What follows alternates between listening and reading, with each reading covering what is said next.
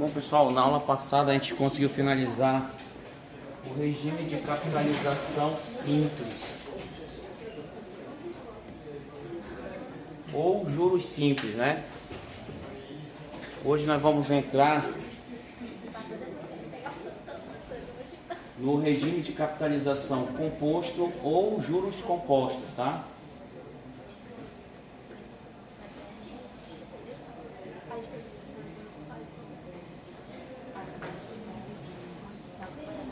Bom, pessoal, nessa parte dos juros compostos ou regime de capitalização, antes da gente fazer a aplicação de fórmulas, tá? A gente está trabalhando dessa forma no curso, dando uma ideia da teoria. Nosso curso aqui ele não vai ser simplesmente aplicação de fórmula, mas é tentar fazer com que vocês compreendam a origem lá na matemática até chegar às fórmulas da matemática financeira. Então, quando nós vimos o regime de capitalização simples, nós fizemos uma verificação analítica de como é que o juros simples está relacionado à progressão aritmética. Da mesma forma, nós temos agora o regime de capitalização composto, que está associado também a uma função. Boa noite. A uma função que vai descrever como é esse comportamento da variação do capital no decorrer do tempo. Então existe uma função que vai explicar esse comportamento variável do capital inicial, até que no final do período da operação financeira você consiga descrever analiticamente essa variação em cima desse capital, que é o que vai formar os juros. Então, diferentemente do regime de capitalização simples, o regime de capitalização composto obedece uma função exponencial.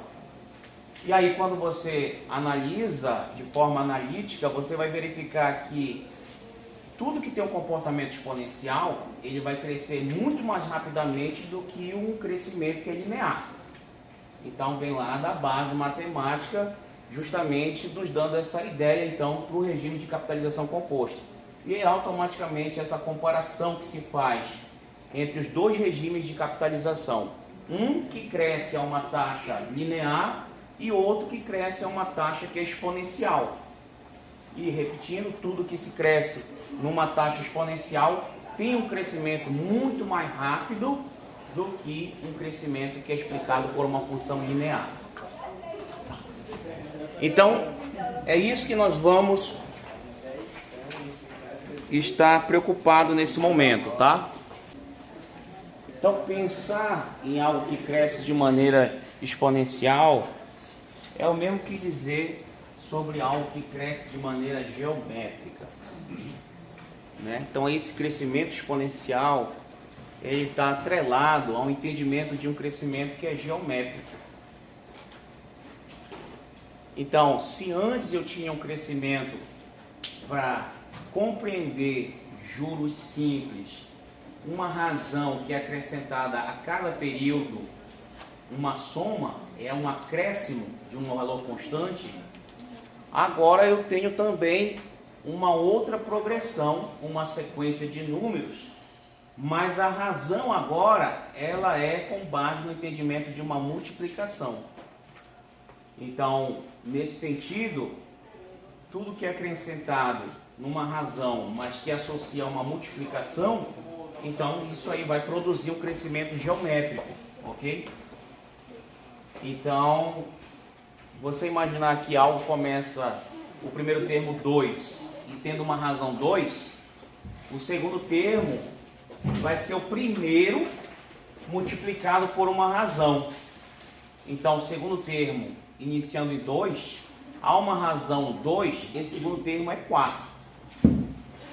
Só que, do segundo termo para o terceiro termo, você já vai ter um crescimento de 4 para 8. E do quarto, já vai para 16. Então, aí você começa a ter ideia de como que isso cresce rapidamente.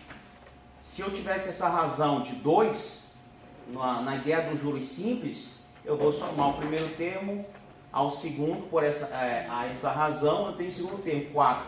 O terceiro seria 6, o quarto seria 8. Mas só que quando tu olha para o crescimento geométrico, esse quarto termo já se transforma em 16, porque agora eu estou multiplicando.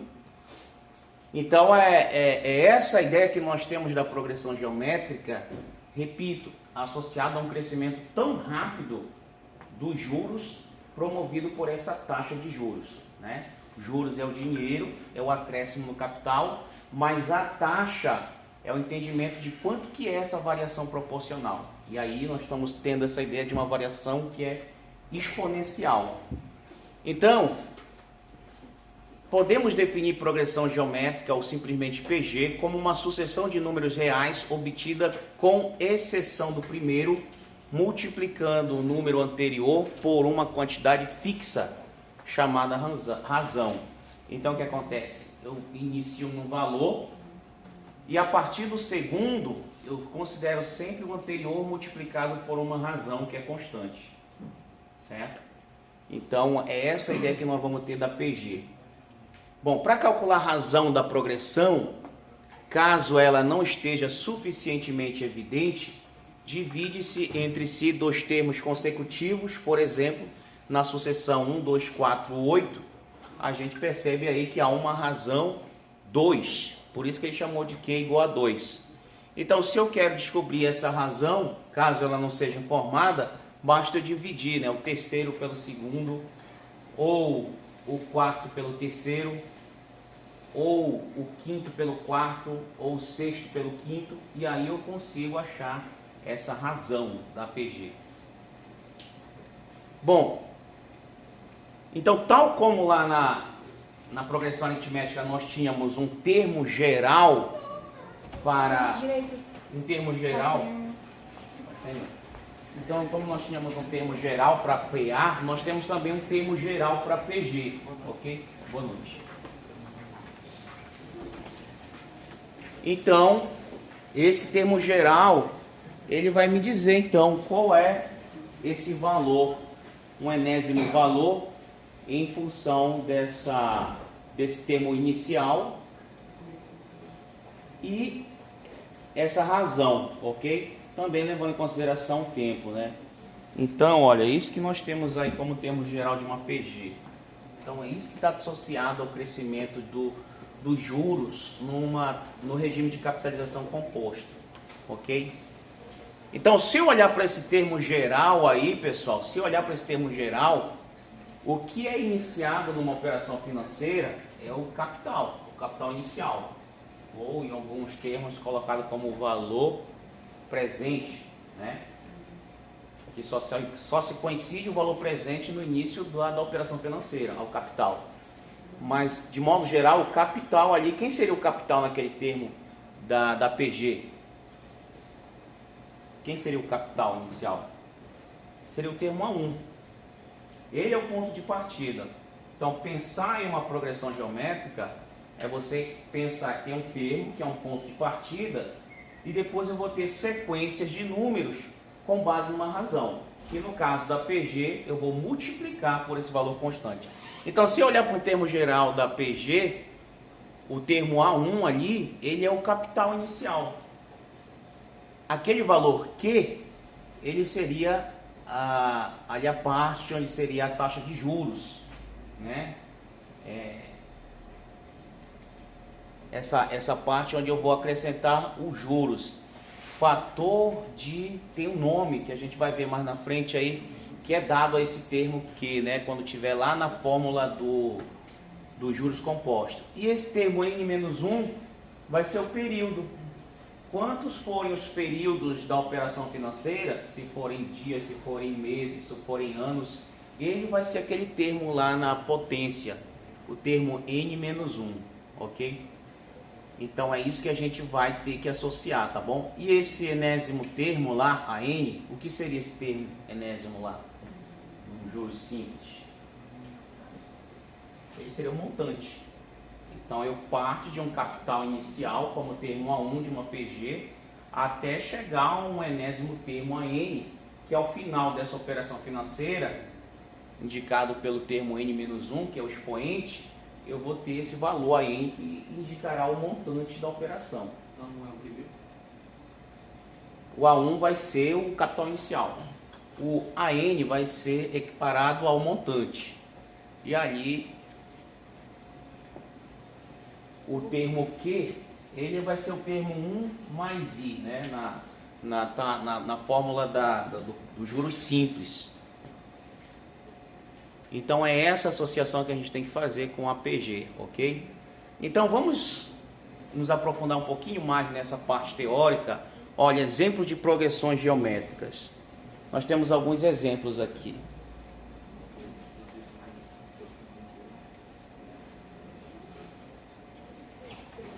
Então, olha, observe a sequência de números aí.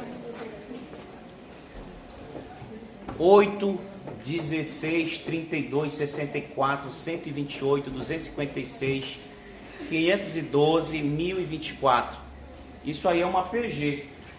Então, boa noite. A variação de termos dessa sequência, ela obedece uma lei matemática, aonde a partir do primeiro termo, os subsequentes é um produto por quanto? Por 2, ok? Então ele parte do início do termo 8, o segundo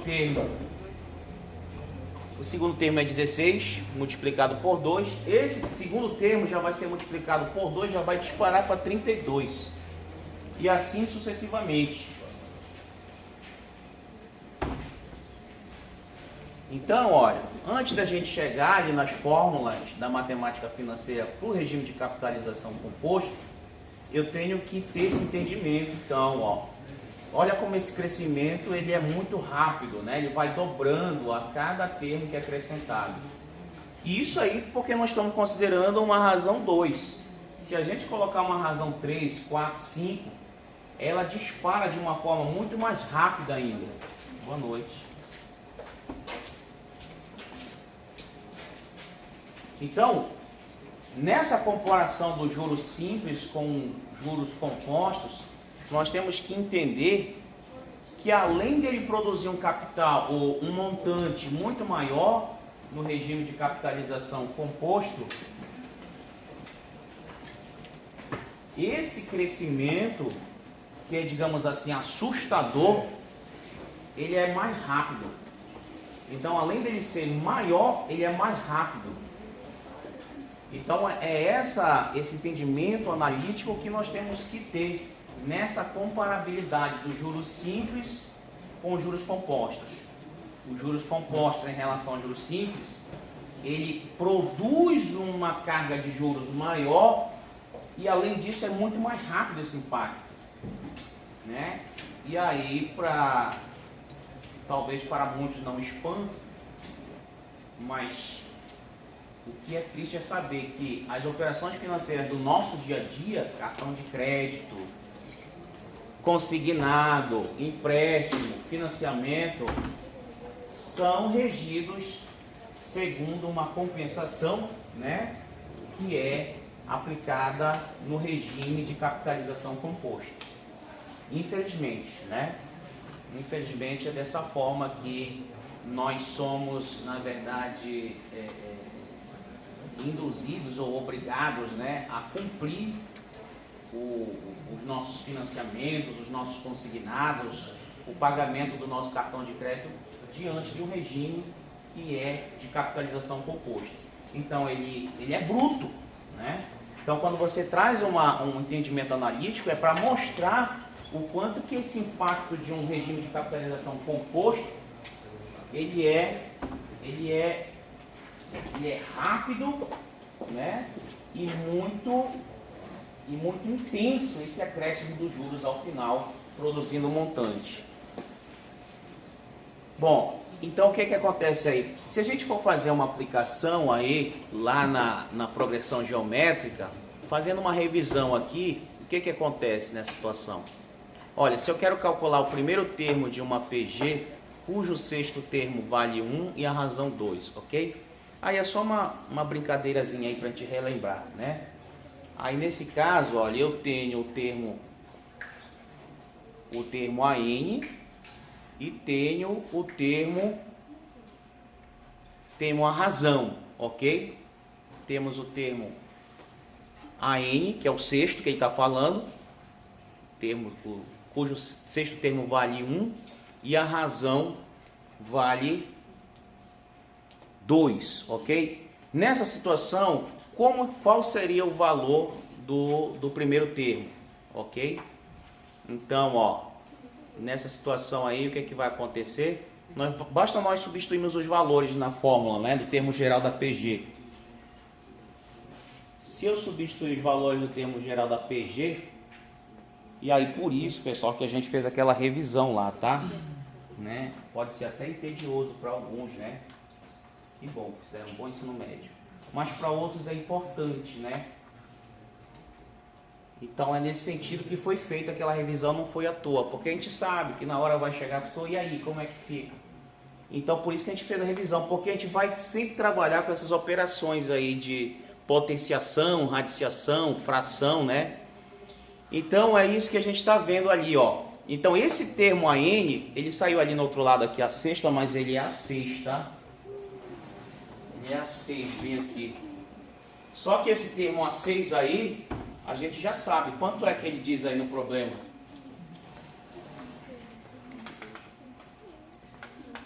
Ele é 1, né? Então, olha, quando você faz essa jogada aí, você vai ter aí, olha, o A1 vezes 2 elevado a 5, porque o termo lá da PG é N-1. Se são 6 termos aí, o sexto termo, então tem o 6. Então, pegando a fórmula N-1, né, 2 a quinta, então vai ser A1 e A1 vezes 2 a quinta é igual a 1. Então, esse A1 vai ser 1 sobre 2 sobre 5, ok? Então, aí, na verdade, está aplicando lá aquelas propriedades que nós vimos lá naquela aula passada, né? Das propriedades da potenciação que a gente relembrou lá na aula passada. Então, aí esse termo A1 é igual a 1 sobre 32, ok? Então, são aquelas operações algébricas que a gente tem que fazer lá, tá? E a gente vai trabalhar muito aqui na matemática financeira. Aí, então olha só outra situação aqui, olha. Calcular o primeiro termo de uma PG, cujo quinto termo vale 2 e a razão vale 3. Então, olha, se eu falo de quinto termo, então quantos termos eu tenho nessa PG? 5. Então, eu já sei que o N ali é 5, porque eu tenho 5 até o quinto termo. E ele diz assim, olha, calcular o primeiro termo de uma PG, cujo quinto termo vale 2 e a razão vale 3. Então, ele já diz aí, ó, que esse quinto termo vale 2 e a razão vale 3. De novo, só substituir nas variáveis, ok? E ao final eu vou ter a incógnita que eu quero achar, a 1. Então, eu vou ter aí esse valor 1/8, ok? 1/8. Então, a gente percebe que aí é uma progressão onde, na verdade, ela tem o início dela entre valores que estão no intervalo 0 e 1, ok? E aí depois ela começa a disparar a partir lá de um certo termo, começa a ser valores inteiros, ok? Um outro exemplo aqui, pessoal. Ó. Opa. Olha, como eu já falei, vamos pela apostila que passa lá. O AN, esse termo numa progressão geométrica, ele é o quinto valor, tá conseguindo ver? Ele é o quinto valor, correto? Então, olha, se ele é o quinto termo, então eu tenho 5 termos, N igual a 5. Mas só que ele diz que esse quinto termo ele é igual a quanto? Ele diz que é igual a 2, ó. Ok? N é o número de termos. Então, se ele diz que é o quinto termo, então tem um total de 5 termos aí. N igual a 5. E a razão, ele diz lá no final que é 3. Ok? Tranquilo? Então, o que é 3, ó? Certo? Já entendeu? Já? E Então, ó, na verdade, pode atrapalhar um pouco aí, mas aqui é dessa forma. Então, o AN é 2, ó, eu vou pegar a fórmula. AN é igual a 1 vezes Q elevado a N menos 1. Só que o AN é 2, o A1 é o que ele quer saber, a razão é 3, e aqui eu tenho elevado a 5 menos 1. Ok? Então aqui fica 2 igual a 1 vezes 3 elevado a 4. Ok? Deu para entender?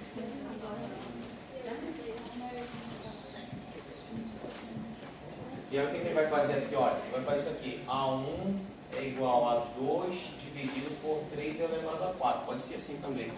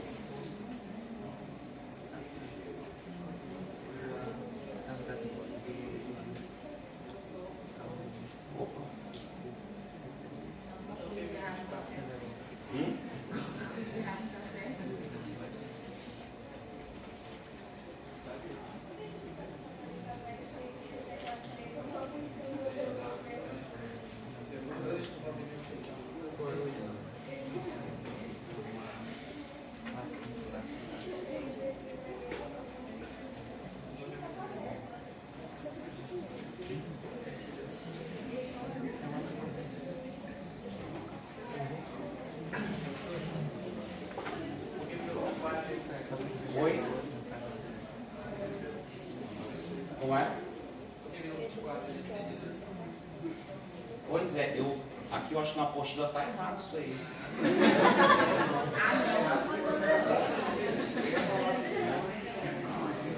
A apostila está errada, viu? Vocês conseguem ver aqui, olha, porque o AN. Olha, isso aí eu peguei de livro, eu não fiz nada. Só que aí quando chega aqui, o que é o certo é isso aqui. Eu faria dessa forma. Que livro.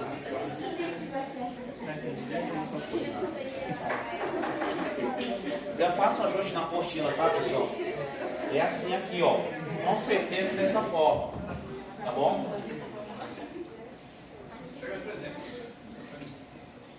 Não, pode entender aqui.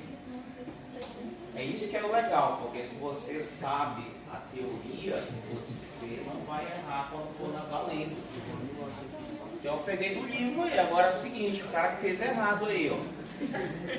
Aqui, ó. Quer ver? Olha lá o problema lá na letra B, olha. Calcular o primeiro termo. Se ele quer calcular o primeiro termo, a incógnita é a 1. Tá dando para entender? Se ele quer calcular o primeiro termo, a incógnita é a 1. Então, ok. Cujo quinto termo, então o quinto termo é o último. O quinto termo vale o quê? 2. Então tá certo, a n é igual a 2. E a razão é 3. Tá dando para entender, pessoal? Ok? Então eu estou trabalhando com o termo geral de uma PG aqui, tá? Então eu vou corrigir na apostila, isso aí tá errado. Ok, pessoal? Mas aqui é que eu tenho que fazer. Então a n, ó, a n é igual a 2, porque é o quinto termo. A1 é igual a 3, que é a razão, elevado a n menos 1. Ok? Qual azinho? O A5, ele é o quinto termo, igual a 2, porque ele fala que é igual a 2. Isso. Porque o AN numa PG, ele é o enésimo termo. Se disser, olha, uma PG de 10 termos, então ele é o A10. Hein? Ok? Se eu disser que eu tenho uma PG de 100 termos, então eu estou dizendo, olha, o centésimo termo é o A100. Agora, qual é o valor dele? Aí vai ser dado. Se eu disser que eu tenho uma PG de 10 termos, então eu tenho um AN, então eu vou ter o A10, é o último termo.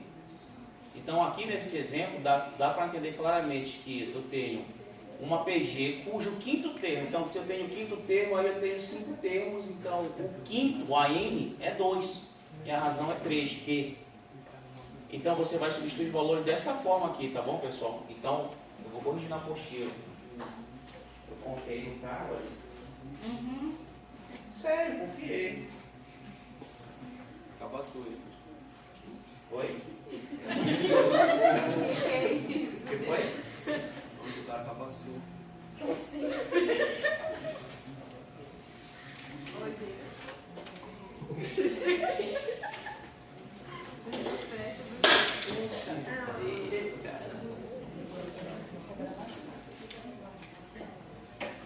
Então é aqui, pessoal, veja só, é dessa forma que se faz, tá? Aí o que acontece? Então o enésimo termo é 2, só vou substituir os valores na fórmula, igual a 1 é incógnita, é o que eu quero saber, vezes 3 elevado a n menos 1, só que n é 5, porque se eu falei que é o quinto termo, então a minha PG é uma PG de 5 termos.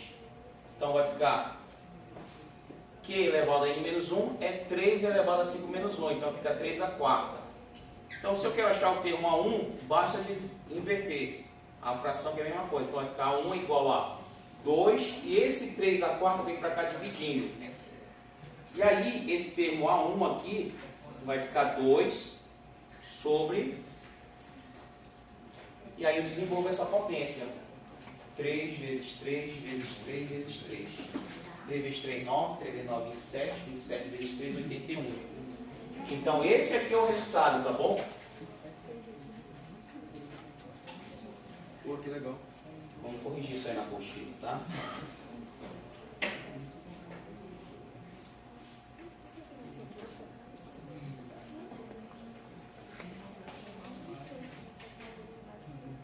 Bora lá.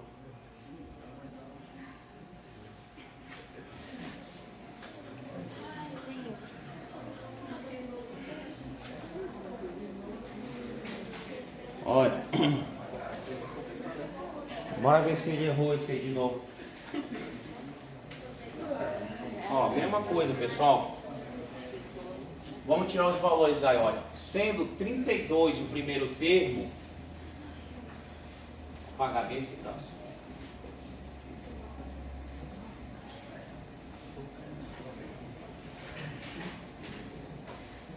Primeira coisa, então eu vou trabalhar em cima do termo geral de uma PG. AN, ou seja, o enésimo termo é igual ao primeiro, vezes Q elevado a N menos 1. Aí tem que saber quem é o AN, quem é o A1, quem é o Q e quem é o N. Ok? Então olha lá, pessoal, nesse terceiro exercício aí, então, sendo 32 o primeiro termo, então A1 é 32. Então A1 é 32.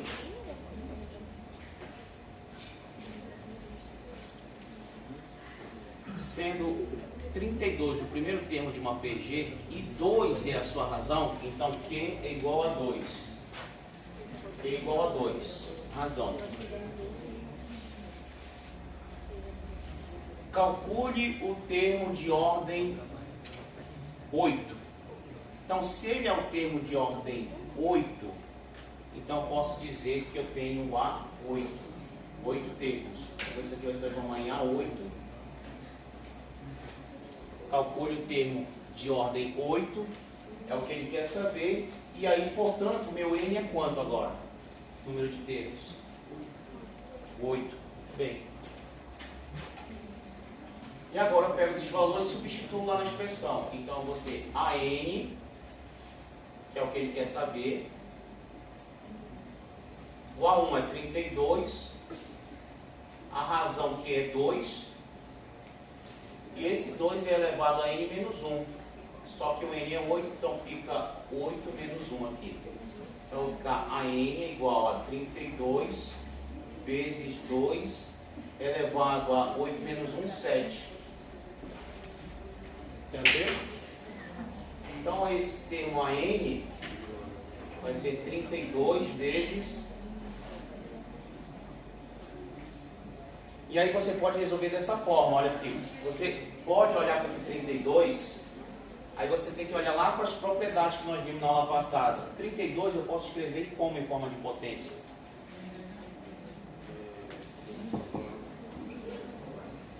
Como é que eu posso escrever em forma de potência 32?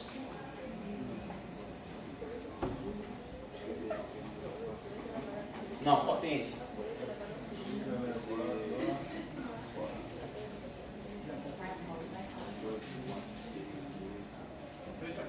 2 a quinta.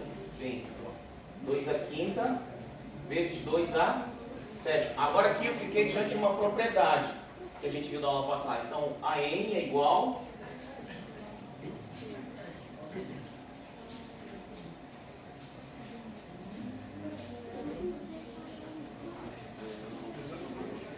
Muito bem, 2 a 12. Ok? Conserva-se a base, soma-se os expoentes, 2 a 12. Ok? E aí eu tenho... E aí, quem tiver calculadora, quanto é 2 elevado a 12? 2 elevado a 12. 2 elevado a 12.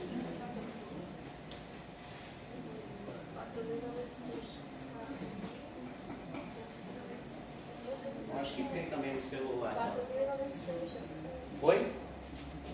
4.096. Pois é. Aí bateu como está lá na apostila. Agora ele fez certo.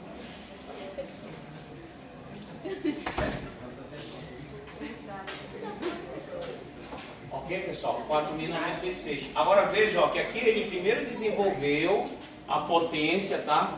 Ele primeiro desenvolveu a potência 2 elevado a 7, mas 128. Aí ele fez 32 vezes 128. Só que a gente procurou um caminho mais fácil. Pegou 32, elevou a 2 a quinta para poder somar as potências da base 2 e depois só o final faz 2 elevado a 12. Né? Lembrando que você faz isso direto na calculadora. Ou se quiser fazer 2 vezes 2 vezes 2, 12 vezes, pode fazer, mas é mais trabalho, ok? Então copia aí, pessoal. Tá certo no livro agora.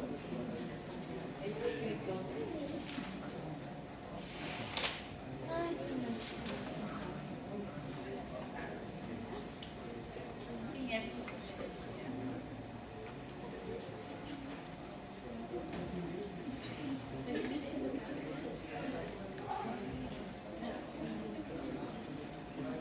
Então,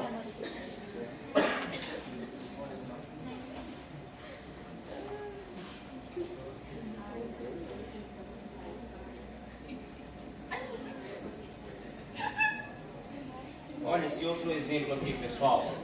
Olha, sendo 16 o primeiro termo de uma PG, então, nesse caso, ó, o que ele está dizendo? Deixa eu apagar tudo aqui.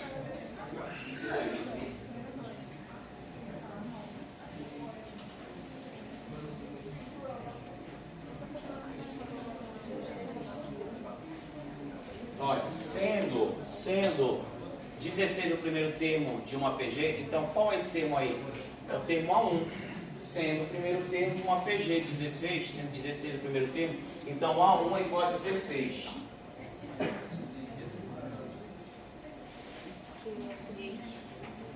E 3 é a sua razão, então é o valor de Q. Q, que a razão é 3. Calcule o termo de ordem N, de ordem 6. Então, se é o termo de ordem 6, ele quer o termo A6. Então, eu tenho 6 termos nessa PG. Então, meu N é 6. E agora o termo AN que ele quer, agora é A6. Então, esse A6 vai ser incógnita. Então, eu vou substituir esses valores aqui na fórmula. Então, AN é o que ele quer saber, né? Que é o A6. Que é o A6, porque agora são 6 termos. O A1, ele fornece. Quanto é o A1? 16, né? Até é redundante fazer aqui de novo. Já está lá em cima. Então, eu vou substituir na fórmula. Então, AN é o que ele quer saber. A6 igual A1, ele deu 16. Vezes a razão é 3. elevado a n, que é 6 menos 1. Então, vou fazer A6 é igual a 16 vezes 3 elevado a 5. Então, A6 vai ficar 16 vezes... Aí eu tenho que fazer, quanto é 3 elevado a 5? 243. 243.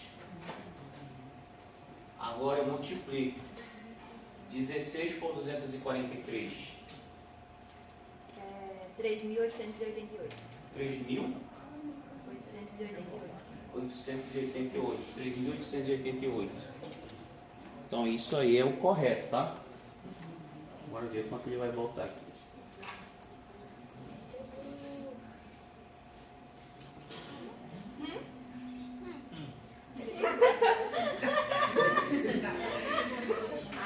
Olha, ele está dizendo aqui, pessoal, que a razão é 2, ok? Mas ao mesmo tempo, ele mesmo informou que a razão era 3, tá? Então, mais uma vez, o livro está errado, vou corrigir.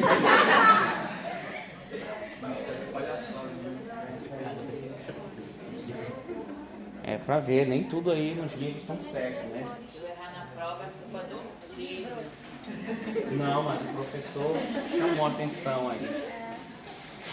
Mas que cara, rapaz. Mas aí a gente vai ter que olhar o livro também, né, professor? Mas tu nunca pode fazer uma leitura crendo que aquilo é verdade. Tem que ter crítico, confia. Será que ele está certo mesmo? Quem foi esse que fez o livro desse livro? Tem um autor lá. Ainda se diz matemática. Vamos lá, olha. Juros compostos versus... Agora é o seguinte, ó. O que a gente pode observar aí? Que é uma comparação agora gráfica, tá, pessoal? Isso aqui é importante. Lembra que aqueles primeiros termos que a gente calculou lá, eles deram os valores que é uma fração, né? E teve resultados que ele trouxe como uma fração. O primeiro que a gente calculou dessas aí. Por que a gente está verificando isso? Porque, na verdade, pessoal, quando você trabalha... Olha só. Quando você vai estabelecer uma taxa de juros num período de 6 meses, então quantos períodos você tem? 6. Só que tem um detalhe.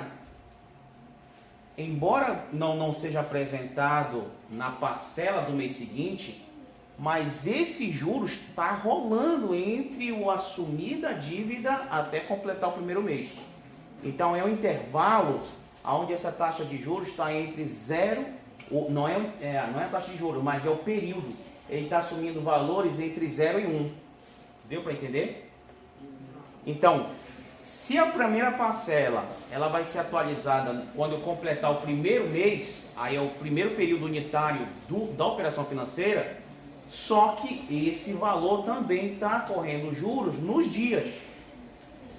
Então, sendo a operação financeira calculada em meses, mas dentro do primeiro período eu tenho intervalo, aonde esse período é 0 e 1, entre 0 e 1. Ele é fracionado, né? A gente vai aprender como fazer por dia. Mas a unidade inteira do período é meses. Então ele só completa o primeiro período quando fizer um mês. Só que está correndo juros também no dia. Certo? Então, sempre que uma operação financeira se inicia, desse primeiro valor 0 até o primeiro período ser completo, esses valores aí do período é um valor entre 0 e 1.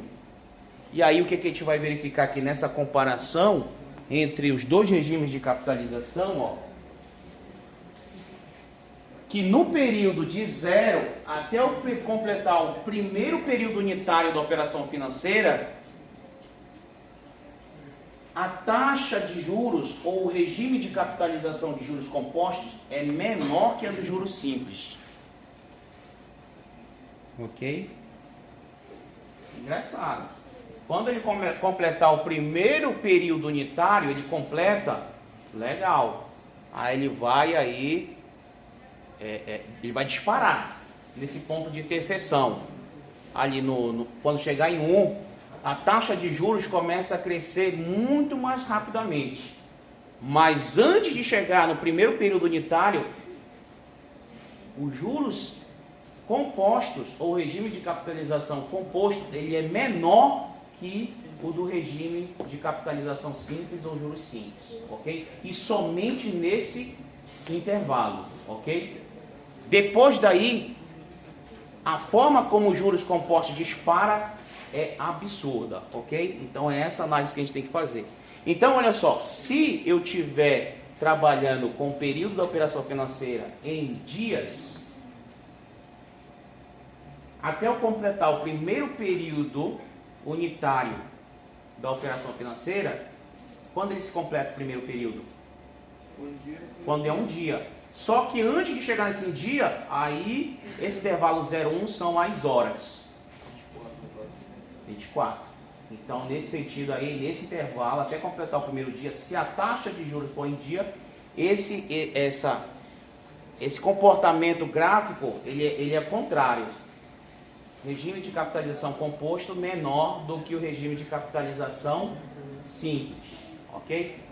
Se o meu período unitário, né, na unidade de tempo da operação financeira é o mês, então, até que se complete o primeiro mês desse primeiro unitário, então, quem é o termo 0,1? Ele é mensurado já nos dias. Deu para entender? Então, até que se complete o primeiro mês da operação financeira, o regime de capitalização simples está superando o regime de capitalização composto. Se o meu período da operação financeira for em anos, então, até que eu complete o primeiro ano, são os 12 meses, eles vão ser a parte de 0,1, aonde eu vou completar esse primeiro período unitário da operação financeira com um ano, ok? Então, nesse intervalo de um ano, o regime de capitalização simples supera qual? Compostos, ok? Então, é isso que a gente tem que compreender aí. Por que isso é importante, essa compreensão? Porque, além do regime de capitalização simples e o regime de capitalização composto, existe o terceiro regime de capitalização, que é o regime de capitalização misto, ok? E aí você pode optar por duas formas desse regime de capitalização. O regime de capitalização usando a convenção linear, e aí eu vou acrescentar ao final daquela operação financeira um acréscimo que é com base no regime de capitalização simples, ou eu posso, na verdade, usar uma convenção que é chamada exponencial. E aí eu uso todo o período com base na fórmula de juros compostos. Só que aí eu tenho que trabalhar o período na fração. Ok? A gente vai ver mais lá na frente.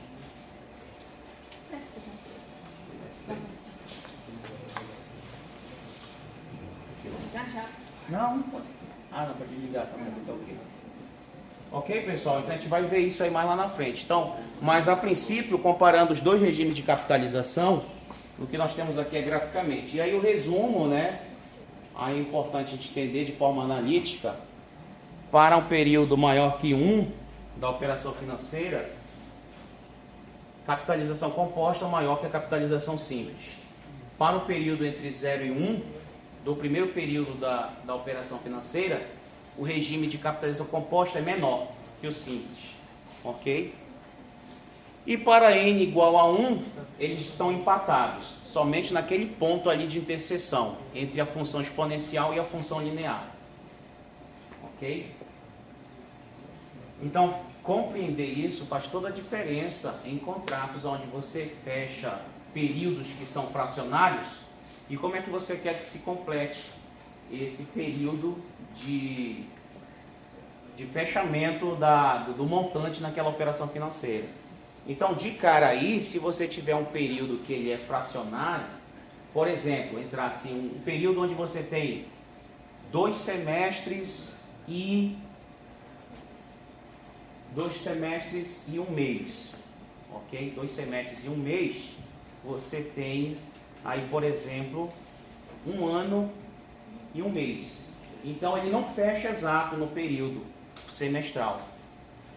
E aí a pergunta é, então, você num acordo, você vai perguntar, então como é que se finaliza esse um mês da operação financeira? Aí você pode fechar com a pessoa lá. Olhando essa forma analítica, o que você escolheria para fechar esse contrato? Tá dando para entender? Porque eu só posso calcular exatamente se uma taxa de juros ao semestre, então em 2 semestres eu fecho o cálculo direitinho, mas só que são 2 semestres e 1 mês. É como se você tivesse comprado algo financiado em 13 meses, mas a taxa de juros é ao semestre. Então, como é que você vai taxar esse 1 mês lá da operação? Aí você pode optar. Aí você pode optar pelo regime de capitalização composto, mas sendo uma convenção linear ou uma convenção exponencial, ok? E aí você vai ver que faz toda a diferença você escolher o fechamento daquela operação financeira.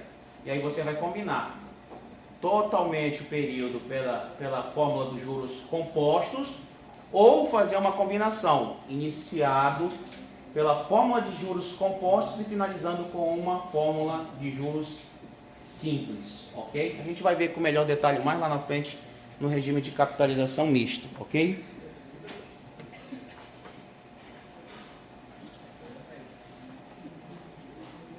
Então, olha, fórmulas para o regime de capitalização composto, ou juros compostos.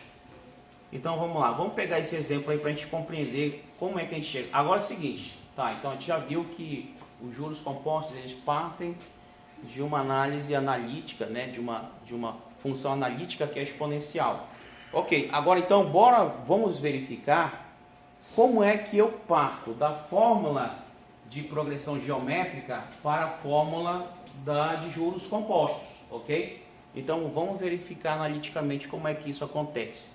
Então com esse quadro aí, nós temos aí, olha, o capital de R$500 e suponha que ele tenha juros de 1% ao mês, no período de 4 meses, ok? Como é que isso vai se concentrar aí? Olha? Então eu tenho aqui no primeiro período o capital de 500, essa taxa de 1% é 0,01.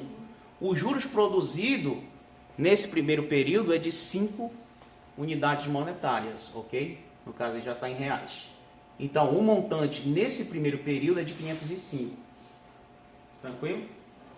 Agora, diferentemente do regime de capitalização simples, esse capital que se transformou em montante no primeiro período vai receber agora o acréscimo de juros de 1% em cima dele.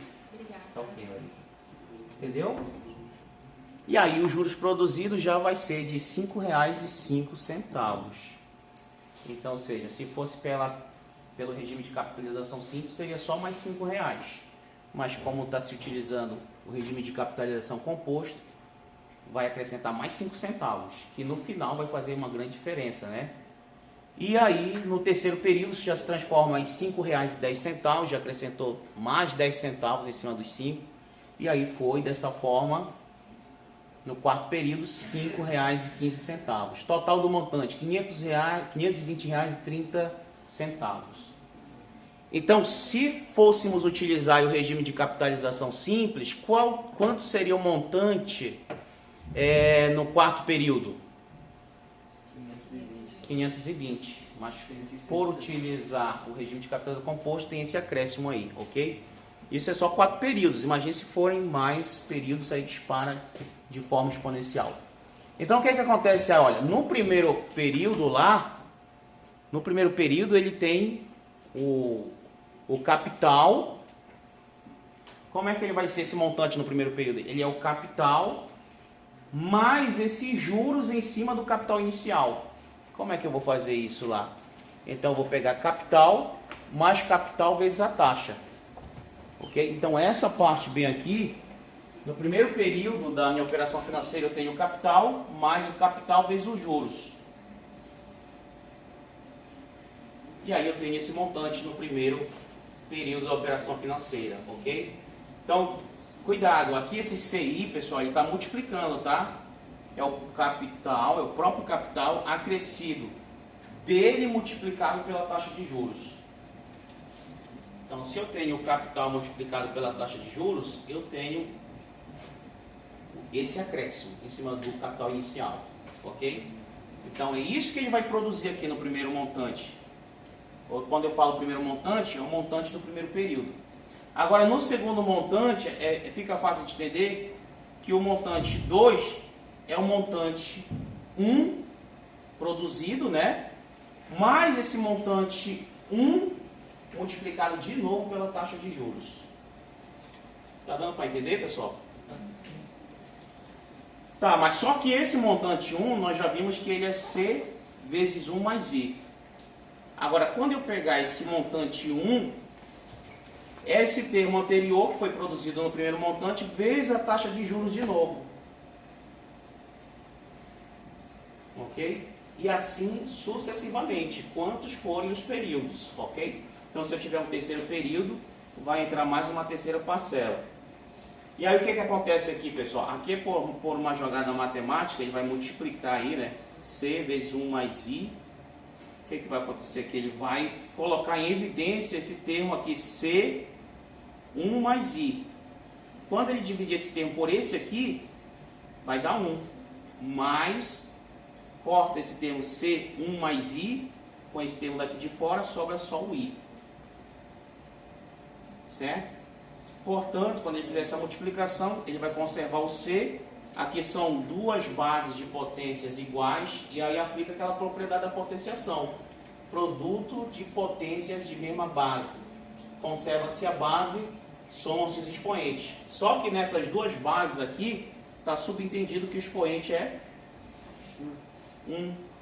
Então conserva a base 1 mais 1, 2. E ao final tem esse termo aqui, C vezes 1 mais I ao quadrado. Ok? Quando a gente vai para o terceiro período,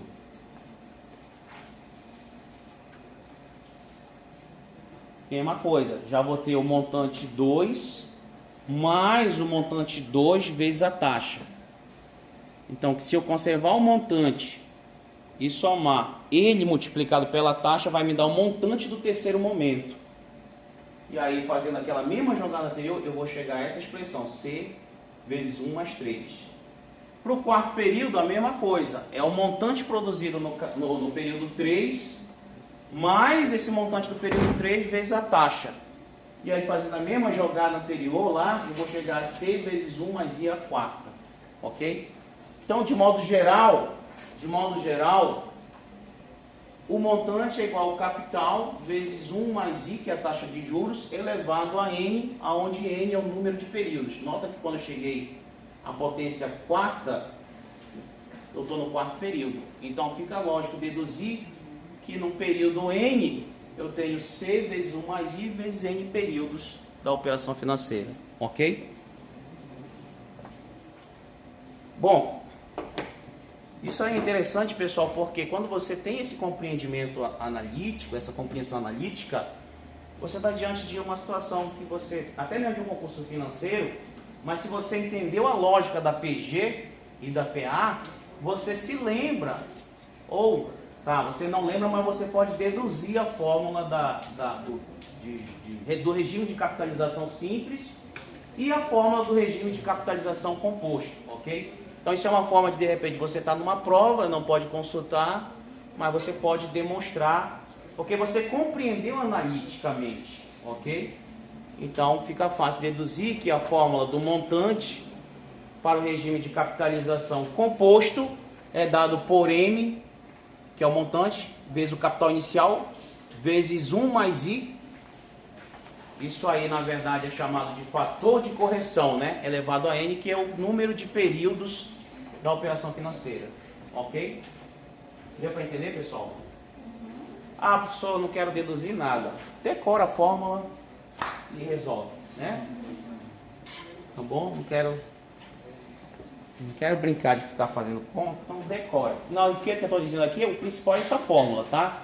Essa é a fórmula do montante para o regime de capitalização composto ou juros compostos.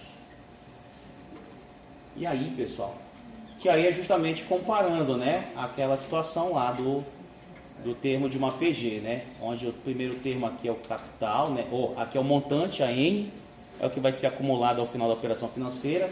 Esse A1 é o capital, bem aqui, ó, esse 1 mais I é o que? A razão. E esse N menos 1 aqui, ó, comparando aqui, é o número de períodos, né? O número de períodos da operação financeira, ok? Então a gente fica, é fácil compreender aí essa analogia da fórmula do montante na matemática financeira para regime de capitalização composto com a progressão geométrica lá da matemática. E aí lembrando, né? M é montante, C é capital, I é taxa de juros e N, número de períodos. Pode ser representado pela letra T, em alguns autores usam, tá? Mas se você compreendeu a ideia de como é essa operação financeira, como que eu trato isso, seja por juros simples ou juros compostos, tanto faz se é T, se é N, é você sempre associar juros simples a uma progressão aritmética.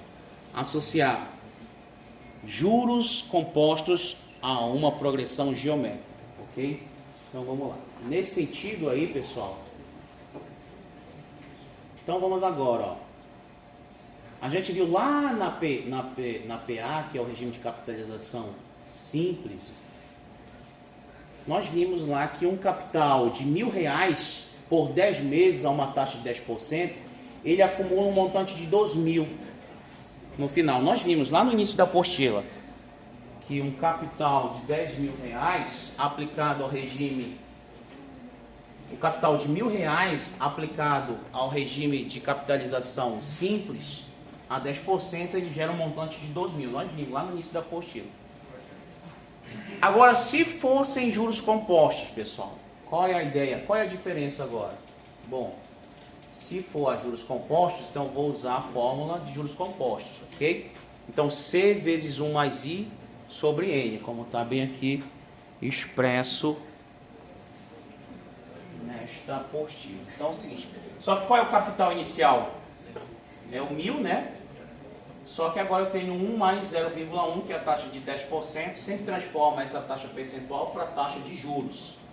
Então vai ficar 1 mais 0,1,1 elevado a um período do quê? De 10 meses, ok? Então N é igual a 10, que é o período da operação financeira aí. E aí você vai fazer essas contas aí, ó, 1.000 vezes esse termo aqui elevado a 10, 1,1 elevado a 10, é 2,59,374. Multiplicando por 1.000, eu tenho um montante aí de 2.593,74.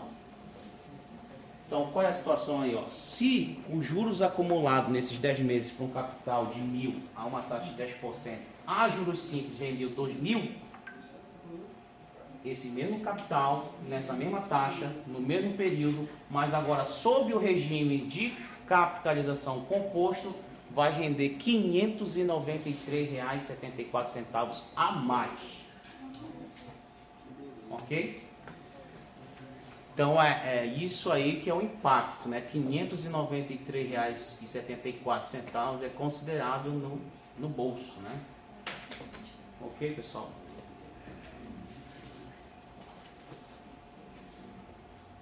Então olha aí a diferença, tá bom? Só lembrando, tá, pessoal? Isso aqui que a gente tem que ter em mente. O que vai diferenciar então? Qual é a diferenciação então dessa fórmula da taxa de capitalização composto para o regime de capitalização simples? Qual é a diferença nessa fórmula aí?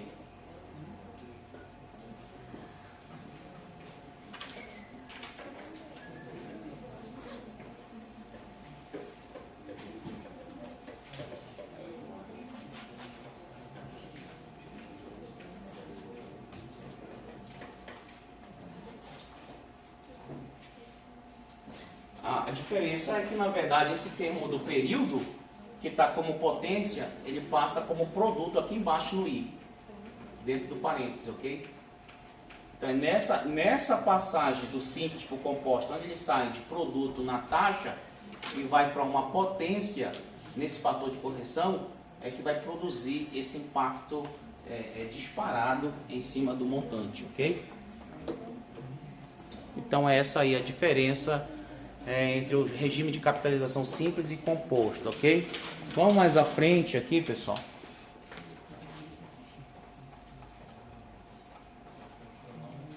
Então, olha, agora vamos fazer uns exercícios, tá bom? Olha, juros compostos agora, vamos fazer exercício. Agora chegou a parte que vocês mais gostam, né? Aplicar, né? Vamos lá. Agora que a gente vai ver. Então é o seguinte, vamos fazer uma aplicação agora dessas fórmulas aí de capitalização de juros compostos, tá? E aí o que acontece? Olha esse exemplo aí, pessoal. Aplicou-se a juros compostos um capital de R$1.400.000 a 4% ao mês durante 3 meses. Determine o montante produzido neste período, separando os dados fornecidos no enunciado do problema. Temos aí, ok? Então, olha lá, pessoal. Aplicou-se a juros compostos um capital de 1.400 a 4% ao mês durante 3 meses. Determine o montante produzido neste período. Então, vamos lá. O capital, 1.400.000.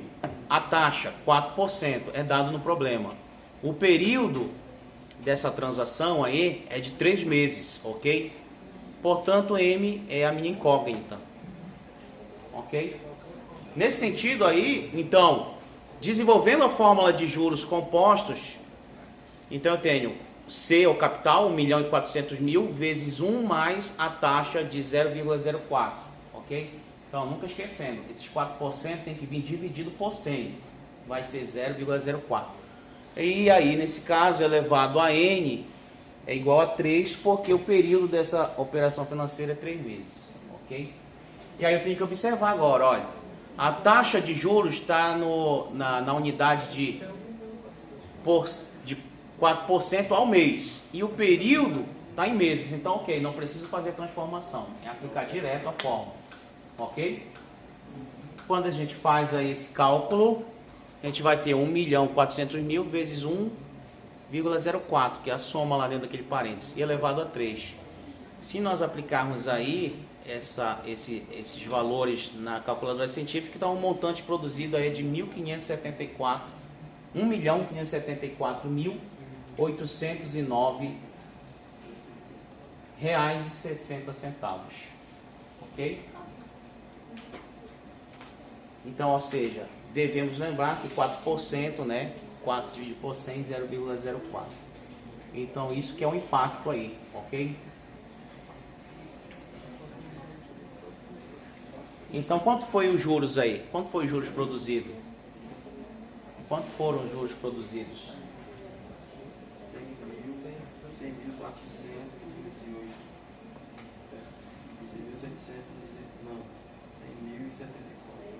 174.809,60. Ok. Tranquilo. Muito bem, certo?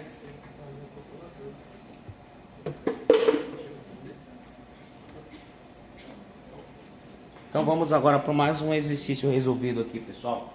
Só para a gente compreender. Qual o capital que aplicado a juros compostos a 8% ao mês produz 2 meses um montante de R$18.915 de juros? Então, olha, cuidado, tá? Se num primeiro momento aí ele deu o valor do capital e taxa de juros e período e queria o montante, agora ele é o contrário.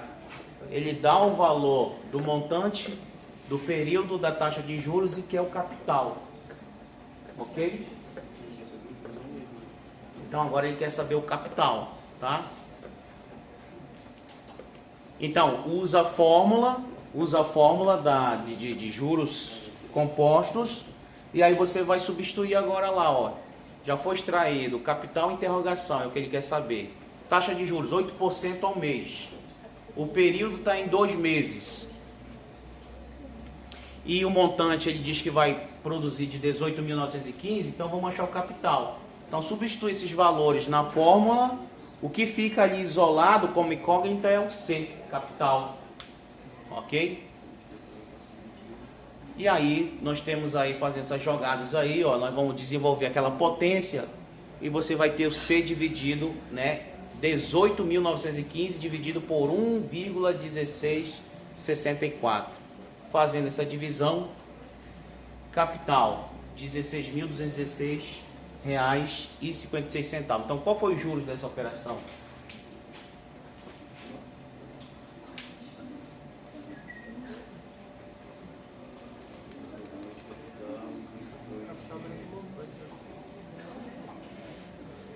Qual é o capital?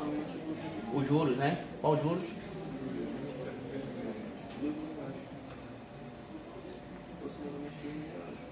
Pega o valor, né? 18.915 menos 16.216. Vai te dar os juros, ok? Ok. Vamos mais à frente. Vamos mais à frente.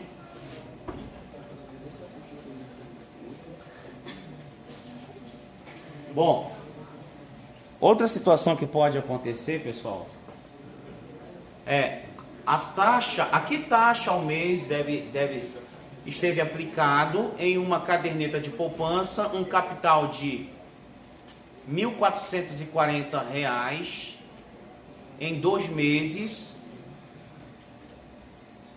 para produzir um montante de R$ 1.512,90, ok? Então, primeira situação aí, ó, vamos pegar aí do problema. Ele já te dá o capital, que é de 1.440. A taxa de juros aí é o que ele quer saber.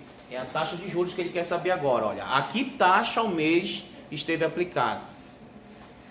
E aí ele diz aqui, olha, o tempo dessa operação financeira é de 2 meses. E o montante que foi produzido, ele já informou, R$ 1.512,90. Substitui de novo na fórmula. O que fica como incógnita? A taxa de juros, ok? Então, olha só o que vai se fazer aí. Pegou esse valor, 1.512,90, igual a 1.440 vezes 1 mais i elevado ao quadrado. Então, esse valor, 1.512,90, ele já vai passar a ser dividido pelo valor 1.440. Tranquilo até aí? Tranquilo, pessoal? Tranquilo? E aí ele faz essa divisão lá, ele vai achar aquele valor lá, 1,050625. Agora a questão aí é como que eu posso tirar aquele valor lá do i, que está ao quadrado, né? Eu tenho que isolar esse termo i. Então só tem uma maneira, pessoal. Só tem uma maneira aí. Se eu tirar a raiz quadrada de ambos os lados, ok? O que foi feito aí foi tirar a raiz quadrada de ambos os lados, tá bom? Então ele aplicou a raiz quadrada aqui e a raiz quadrada vem aqui. Deu para entender? Porque quem é a operação inversa da adição? Quem é a operação inversa da multiplicação? Quem é a operação inversa da potenciação? Que se chama radiciação. Né? Então, o que acontece aqui? Então, aplica a raiz quadrada aqui que eu consigo eliminar o termo 2. Corta o índice da raiz, né, com a potência dentro do radicando. E aqui eu vou ficar a raiz quadrada de 1,0506. E aí eu consigo eliminar agora esse quadrado. E aí agora eu vou ter condições de isolar esse valor i. Deu para entender? Então aí, olha, vê só. Por isso que a gente fez aquela revisão de potenciação, fração, que é justamente para essa hora a gente poder fazer esse cálculo, tá bom? E aí eu vou chegar a uma taxa de 0,025, ok? Quando você chega bem aqui, você já tem um resultado, mas se você quer fornecer esse resultado em percentual, multiplica por 100. Então a taxa de juros que produziu esse montante aí foi com certeza de 2,5% ao mês. Ok? Vamos mais adiante.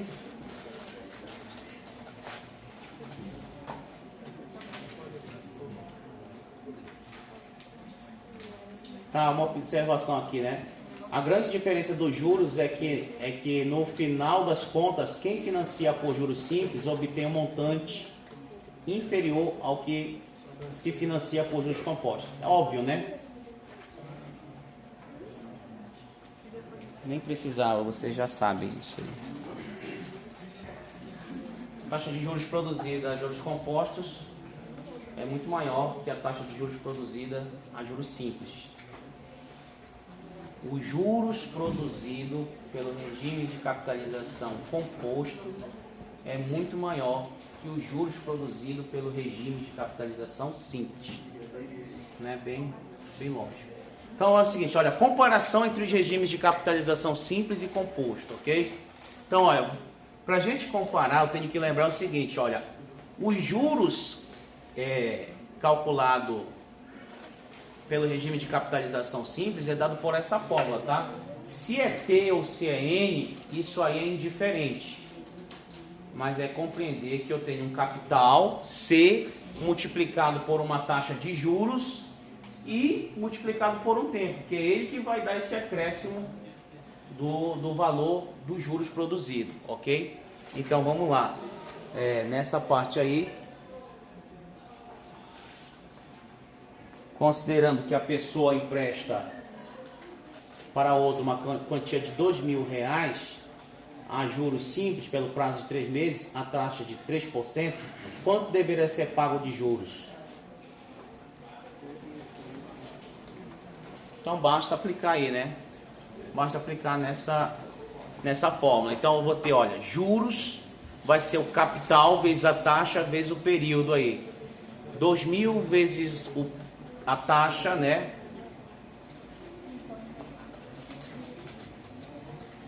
A taxa aqui é 0,03 vezes o período aí de tempo, que é de 3 meses, ok? Cuidado aqui, só teve uma inversão, mas como o produto na multiplicação não altera a ordem, né? O resultado, tem aqui uma inversão, tá? Mas o capital vezes a taxa de juros vezes o tempo. E aí então eu tenho aí, olha, R$180, ok? Quer dizer que ao final do empréstimo desses 3 meses, a pessoa pagará R$180 de juros, ok? Então essa é a compreensão aí, tá bom? Logo, quanto é o montante aqui? Qual é o montante nessa situação? 2.180, ok. Então vamos mais à frente.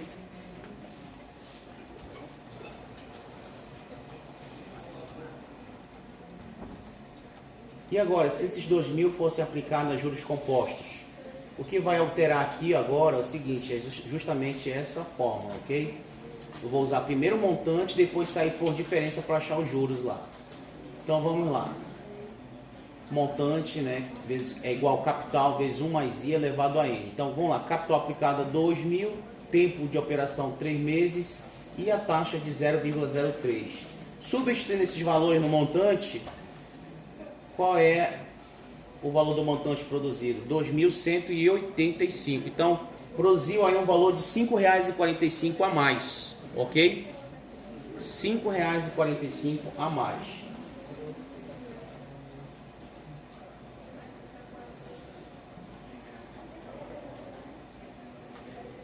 Ó, só lembrando que esse resultado aqui, 185, né? Você fez o montante menos o capital, tá, pessoal? Cuidado aí, porque chega uma hora que já vai fazendo assim automaticamente, aí começa a dar uns pulos. Da onde surgiu 185? Da fórmula, tá? Montante é igual a capital mais juros. Então, se eu quero saber os juros, montante menos o capital, só é fazer a jogada lá de expressão algébrica. Leva o termo C que está positivo de um lado, o outro lado vai ser negativo.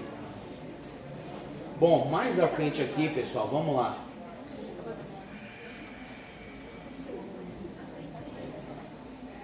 Aqui ele vai mostrando quanto é que isso vai rendendo a cada mês, né? No primeiro período, R$60. No segundo período, R$61,80. No terceiro período, R$63,65. Lembrando só mais uma vez, né? Que se fosse a taxa de juros simples, essas 3 parcelas seriam iguais de 60. Então é aí que é o absurdo que a gente vê essa bola de neve se transformar em financiamentos, cartões de crédito, consignado e outras compras aí que a gente sempre faz no mercado, né? Então vamos mais à frente. Então, quando usamos juros simples e juros compostos, ok? Uma curiosidade aí. A maioria das operações envolvendo dinheiro utiliza juros compostos.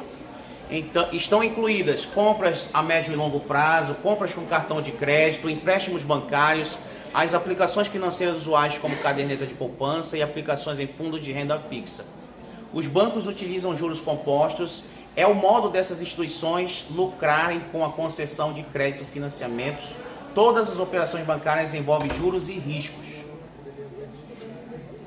Então, a justificativa deles é porque toda operação financeira envolve risco. Então, por isso que eles... Ou seja, essas questões de operações financeiras, pessoal, tem uso da estatística aí, especificamente na probabilidade. Talvez alguns de vocês já saibam, mas, por exemplo, qual é a ideia quando se trabalha em operação financeira, que você trabalha com cartão de crédito, empréstimo? Eles já sabem que em algum momento a pessoa vai cair num buraco. Isso envolve. Ah, mas eu nunca caí nessa, eu sou controlado, muito bem organizado, parabéns. Mas quando você compara o seu caso numa população, é porque você é uma exceção, tá? Então vocês já fizeram a disciplina de estatística para que vocês analisem em termos de nível de significância, né? Então o que acontece? Se você é uma pessoa controlada, parabéns por isso. É raridade na população. Então, por trás dessas questões, dessas empresas de consignado, de concessão de empréstimos, eles já têm um modelo estatístico que sabe mais ou menos quando é que a pessoa não vai dar conta mais. Ok? Então, é isso que acontece. Então, toda pessoa que faz uma operação financeira, ela usa cartão de crédito, já tem ali uma probabilidade, eles têm um modelo onde estimam o momento que ela vai não dar conta mais de pagar. Com base nisso, eles usam esse argumento para aplicar nas operações financeiras o regime de capitalização composto, ok? Porque, ou seja, antes que ela se ferre, eu tiro logo tudo. Ok? Então essa que é a lógica do mercado financeiro. Ok? Então já sabe. Então se você usa constantemente o cartão de crédito, cuidado, né? Ninguém está imune a surgimento de um imprevisto, aonde você de repente não possa mais quitar o cartão de crédito, né? E quanto maior é o limite, mais tentador é usar. Tranquilo? Então é por isso, tá, que o mercado financeiro ele trabalha dessa forma, juros compostos. Raramente encontramos o uso do regime simples, ok? O mais usual é quando a gente verifica o aluguel de uma casa e as parcelas do aluguel são fixas, ok? Então o fato ocorre dado o risco de se emprestar dinheiro e não receber o pagamento pela dívida, ok? Então essa é a justificativa para o mercado financeiro operar a regime de capitalização composta, né? Há sempre um risco quando ele empresta dinheiro. Qualquer pessoa, né? Ah, eu sou teu amigo, eu sou teu parente. Cuidado, há sempre um risco. A gente não pode prever os imprevistos que podem acontecer, né? Uma questão de saúde, um acidente. Então é por isso que o mercado financeiro se justifica utilizando juros compostos. Antes que você não tenha condições, ele já te raspou um bocado. E aí por isso vem aquelas situações onde você tem, por utilizar muita compra no cartão de crédito, você tem aquelas situações de pontuações, onde você retira brindes, né?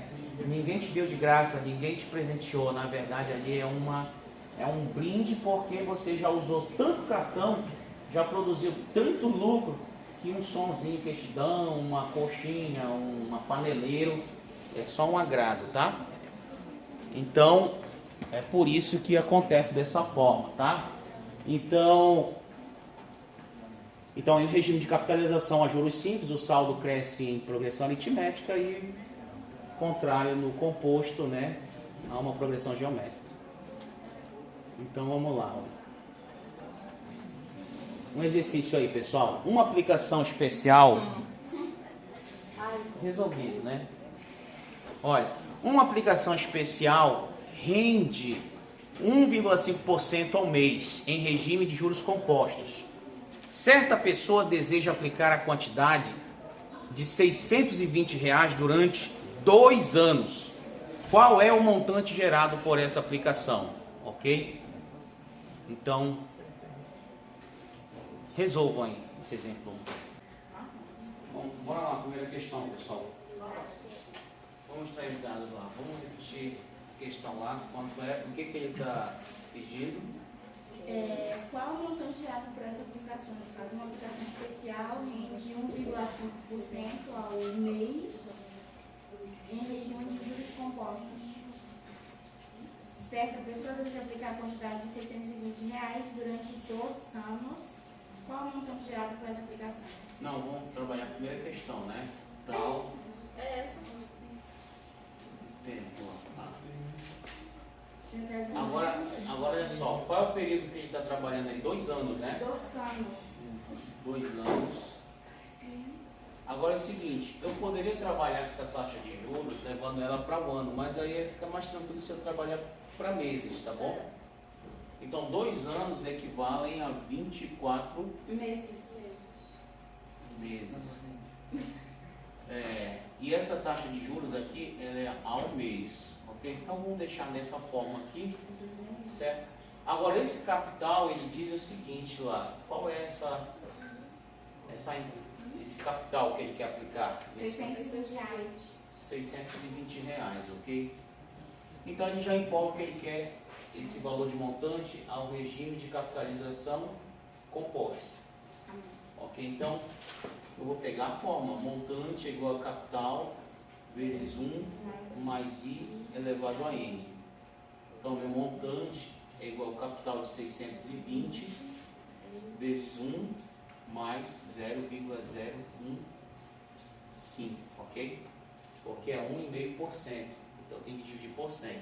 Elevado ao período, o período é de 24 meses, ok? Correspondente a 2 anos. Se eu quisesse trabalhar na taxa de juros ao ano, o que eu teria que fazer? Como?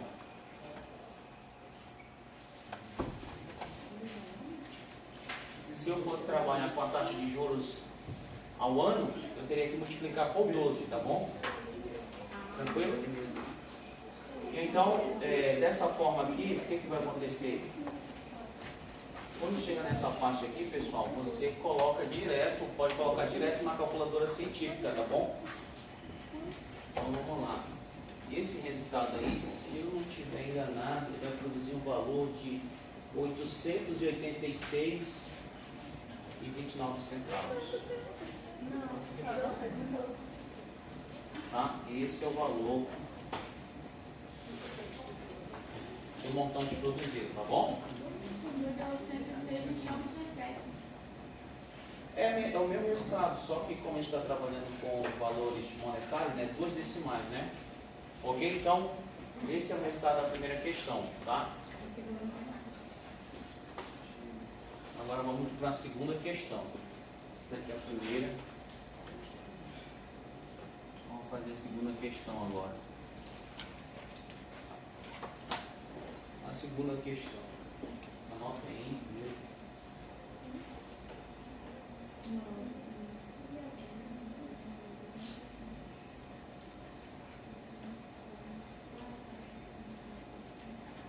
Nessa segunda questão, ele diz que ele quer uma loja financia a venda de uma mercadoria no valor de 2.600 da seguinte forma: 10% de 2.600. Então, isso é o valor de entrada, ok? 10%.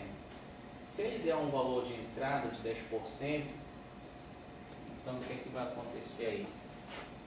Então, meu capital aí vai ser 0,10 vezes 2.600, ok?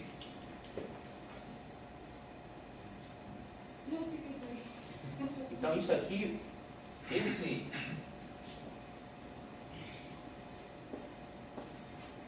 peraí.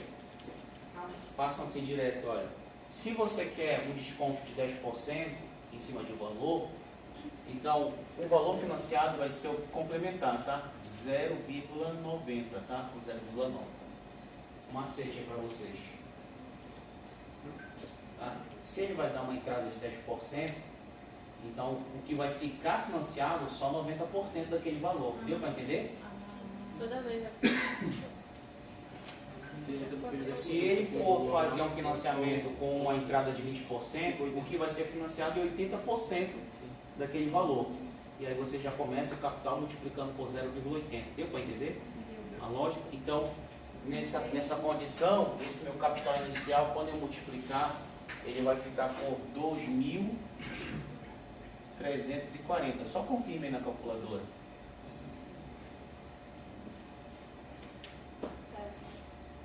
Correto. Tá? Então já fica nesse macete aí, tá bom? Então esse aqui é o capital. Então, o que está acontecendo aí? É isso que vai ser aqui financiado, tá bom? Então, esse valor financiado aqui de 2.340, esse período primeiro aqui, o período 1, período 2, qual é o período aí que a gente está trabalhando? Ele está trabalhando em 8 meses, tá bom? Então você vai ter aqui 3, 4, 5, 6, 7, 8 períodos. E nesse final aqui, eu vou ter essa projeção aqui de juros, tá? Então aqui no final de tudo aqui eu vou ter esse acréscimo, esse aqui é o capital. Eu posso dizer que bem aqui ainda é o capital, mas isso tudo aqui, né? Capital mais juros vai ser o montante. É isso que ele quer saber, né? Não, qual é na verdade aí, qual é a taxa exponencial, ok? Quando ele fala taxa exponencial, qual é o regime de capitalização? Composto, exponencial.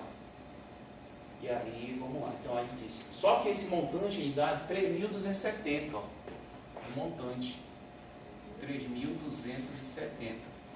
Esse é o montante da operação financeira. Então o que eu posso extrair daqui? O capital eu já tenho.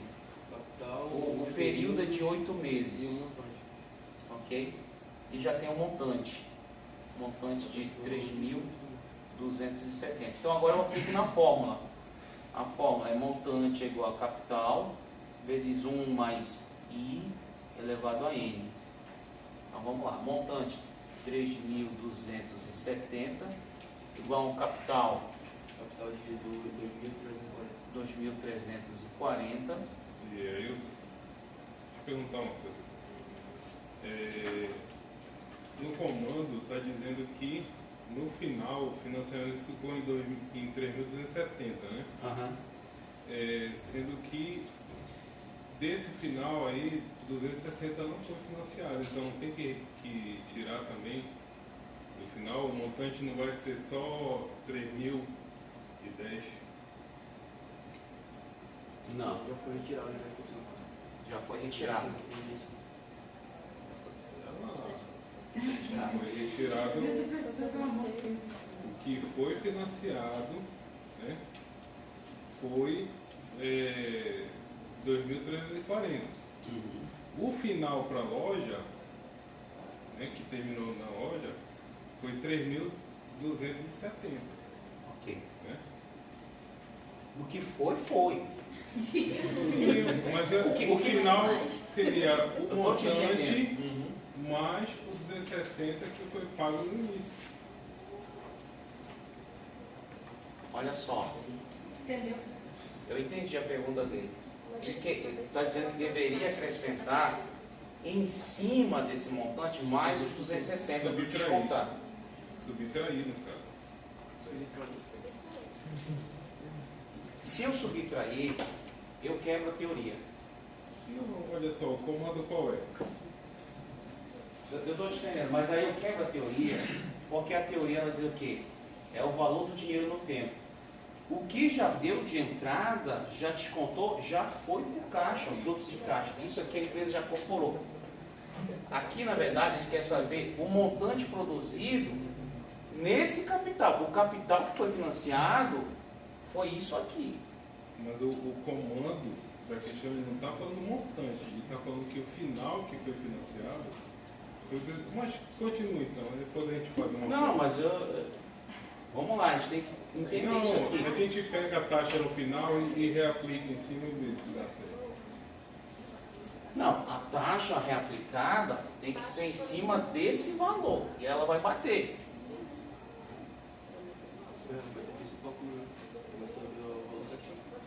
Entendeu? Porque na verdade, se eu incorporar esse valor aqui, o desconto, eu estou na verdade quebrando a teoria financeira, que é o valor do dinheiro no tempo. Então esse valor do dinheiro no tempo é em cima do que eu estou financiando, de 2.340. Ok? Então olha lá. Então nessa situação aqui, pessoal, aí eu vou multiplicar 1 mais I, que é o que eu quero saber, né? E qual é o N aí nessa situação? 8, que é a potência, ok? 8, que é a potência. Tá, mas dá para confundir mesmo aí. Aí o que acontece? Esse capital aqui, ok? Então, nesse sentido, quando eu aplicar a taxa aqui, ele tem que reproduzir esse valor. 3.270, ok? Tranquilo? Então vamos lá, olha pessoal, então o que é que eu vou fazer aqui? Eu posso, na verdade, conservar esse valor aqui de um lado, ó, 1 mais I elevado a 8, e eu posso dizer que é a mesma coisa que 3.270 dividido por 2.340, ok? E aqui, tranquilo, pessoal? E aí, quando eu faço essa divisão, só essa divisão aí,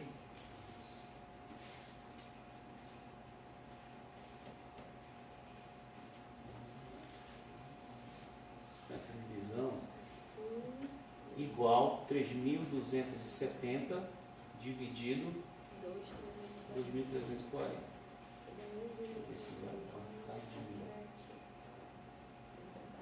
Dá um bocado de número, sempre pela melhor precisão, use 4 decimais, tá? Então 1,3974. 1,3974. 1 mais I elevado a 8, 1,3974. Tá, pessoal? Aí é o seguinte, olha, o meu interesse é na taxa I. Aí eu vou usar aquelas regras lá que a gente vê de potenciação, radiciação, divisão. Então a única coisa para eu poder eliminar essa potência 8 para ficar com I, só tem uma forma. Eu aplicar a raiz oitava aqui e a raiz oitava aqui. Deu para entender, pessoal? Só tem essa forma. Então, quando eu aplico a raiz oitava num lado e no outro, eu corto esse 8 com 8, me sobra 1 mais I. Agora eu tenho que calcular quanto é a raiz oitava em cima de 1,39. Bom, fazer isso aqui é a mesma coisa que pegar e fazer 1,3974 elevado a 1 oitavo, tá?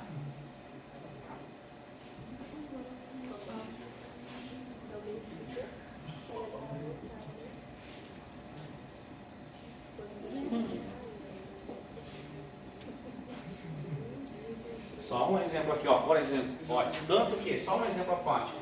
Quanto é a raiz quadrada de 4? Ok? Então isso aqui é a mesma coisa que eu dizer que esse resultado é de 4, é a mesma coisa que 4 elevado a meio.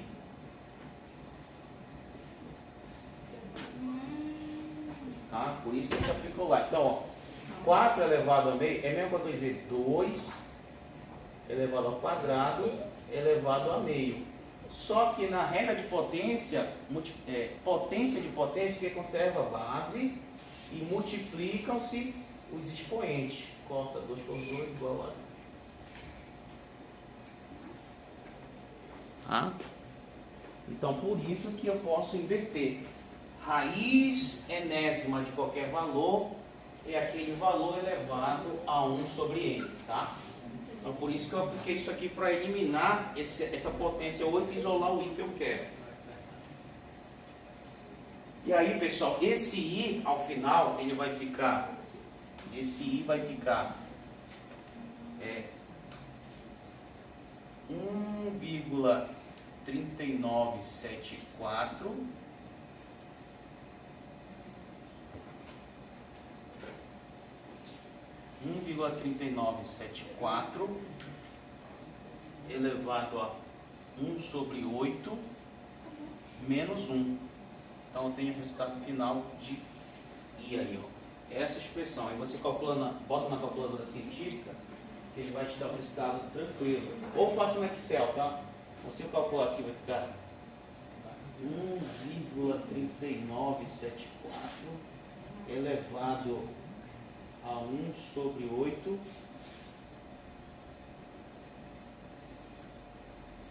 tudo isso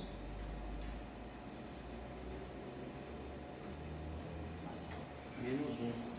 Isso aqui é 0,04227.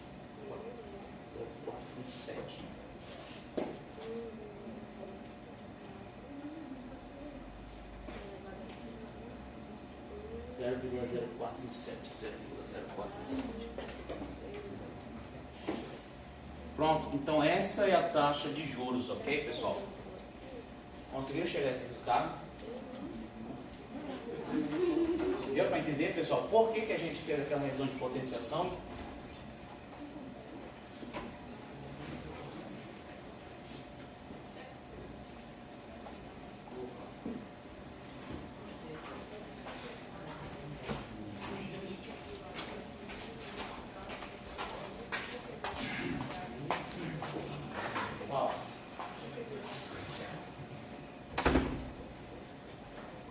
Raiz quadrada, raiz oitava, eu estou aplicando isso aqui, ó. Por exemplo, quando você tem isso daqui, você está em busca de, olha, 2, se você tem uma coisa assim, 2 é igual a 1 mais 1, correto? Você concorda? 2 é igual a 1 mais 1? Quando eu faço, se eu fizesse uma conta para, por exemplo, para chegar ao resultado zero, esse valor aqui vem para cá, 2 menos esse parênteses é zero.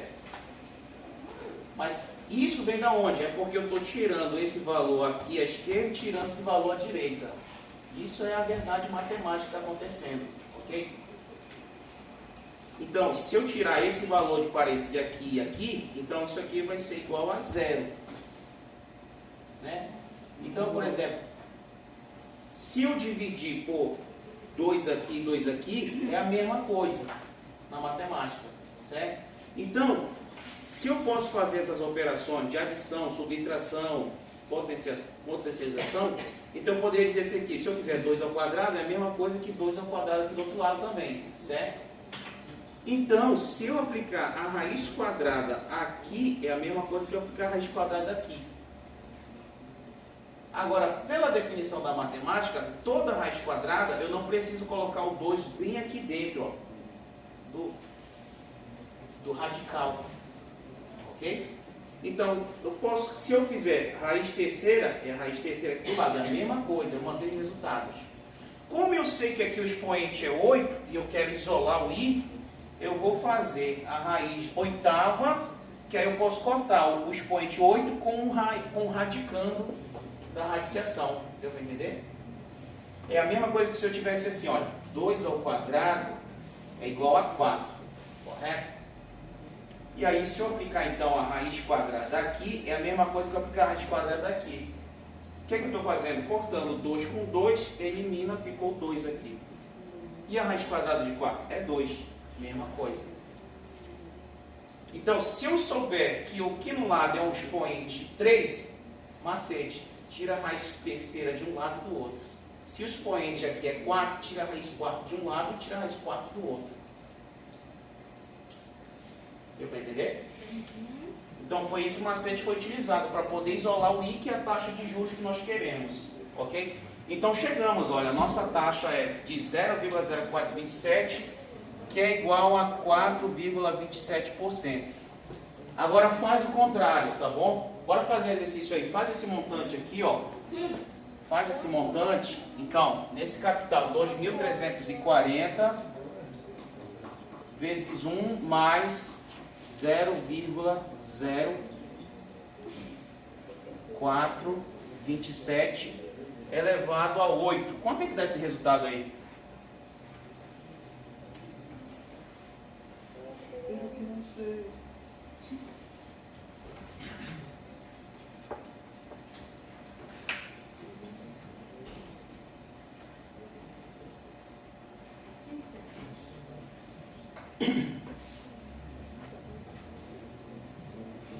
Dá exatamente 3.269.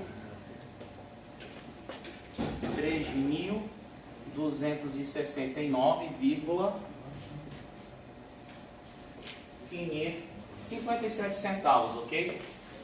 Ou seja, o que que acontece? O montante é exatamente o montante lá da questão. Pode fazer na calculadora. Deu para entender? Ah, mas deu diferença centavo. É por causa da casa decimais. Se eu aumentar o caso decimais na taxa, ele vai se aproximar ainda mais precisamente do montante. Deu para entender? Então, comprovando realmente que o montante ao final é com base no descontado, no valor que ficou mais descontado, ok? Porque é justamente essa ideia da teoria, do dinheiro, o valor do dinheiro no tempo. Então, o valor é em cima daquilo que foi financiado, descontado.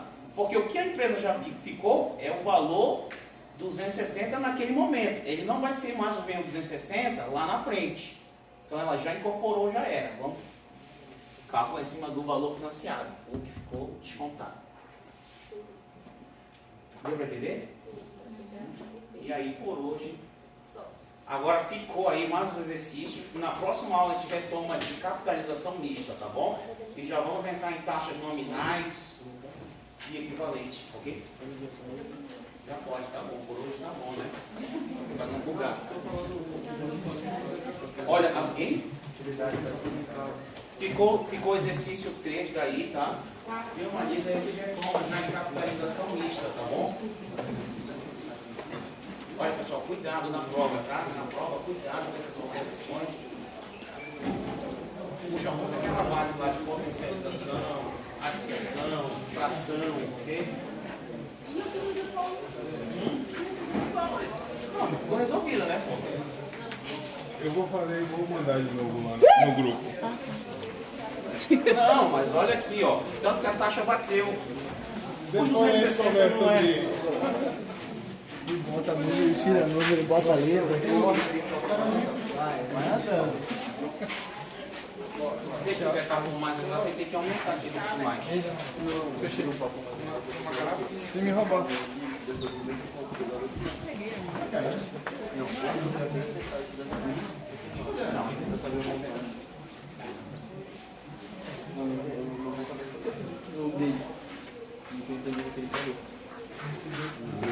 Como que eu vou apresentar 260 lá na frente? Aí Vai querer montar, no caso, um montante ele dá o valor exato lá na questão? Esse valor ele dá exato na questão? Olha, quando faz o financiamento, o que deu de entrada, esquece, já foi incorporado pela empresa. Eu tô tentando explicar o que ele tentou explicar pra você, entendeu? Não, entendi, mas só que aí quebra a lógica Tá da errado. teoria.